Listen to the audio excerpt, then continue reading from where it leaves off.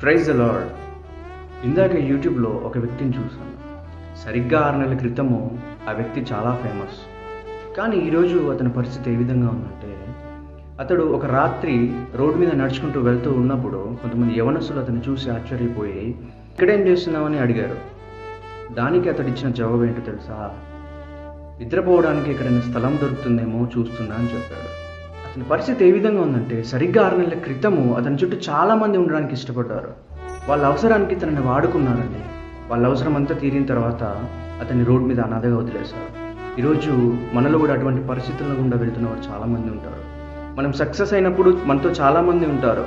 ఆ సక్సెస్లో మనల్ని వెంబడించడానికి చాలామంది ఇష్టపడతారు. కానీ మనం ఫెయిల్యూర్స్లో ఉన్నప్పుడు మనతో ఉండడానికి ఎవరు కూడా ఇష్టపడరు, ఒకటి దేవుడు తప్ప. ఆయనకి మన సక్సెస్తో అవసరం లేదు, మన ఫెయిల్యూర్తో అవసరం లేదు. అందుకే మనుషులను నమ్ముకుంటే కంటే యెహోవాను ఆశ్రయించడం మేలు అని చెప్పేసి దేవుడు వాక్యం సెలవిస్తుంది.